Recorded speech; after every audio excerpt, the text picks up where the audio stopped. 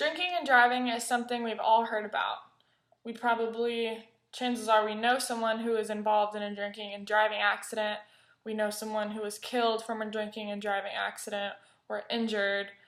But either way, usually the only things that come out of drinking and driving are negative effects. Did you know that every 2 minutes a person is injured in a drinking and driving accident?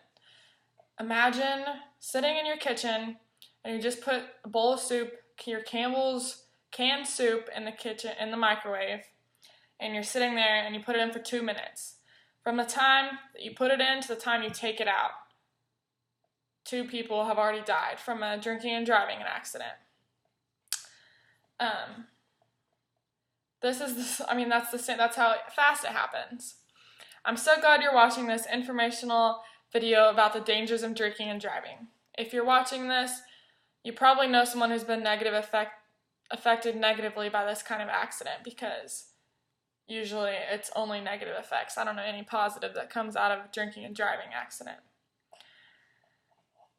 I'm sharing this from my experience because I know the hurt and results of drinking and driving. Now that you've heard a little and understand what I'll be talking about in this presentation, I will start with explaining the legal limit of driving while intoxicated.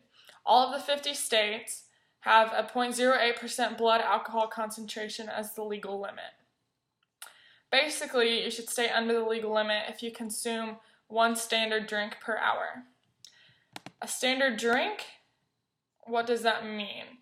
So, as defined by the National Institute of Alcohol Abuse and Alcoholism, NIAAA, a standard drink is half an ounce of alcohol.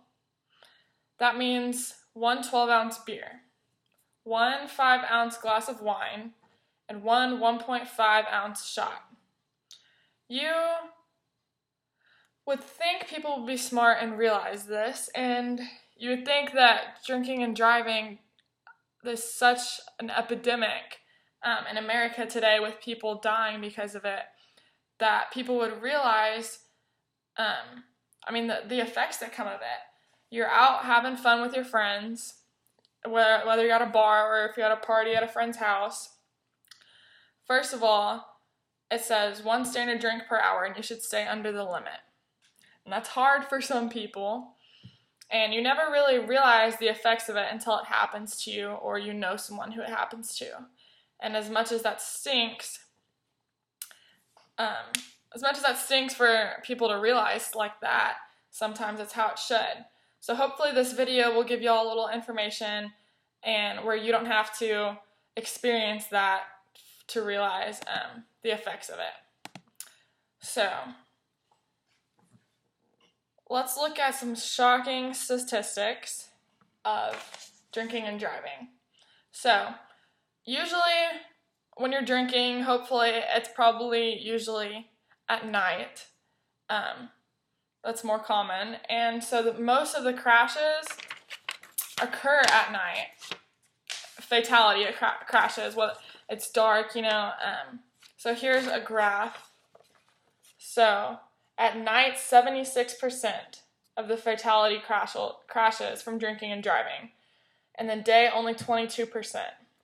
That's why usually you should stay off the road. When the bar closes, people really late, in the morning, even 2:45 in the morning, people will be driving home and they just don't realize.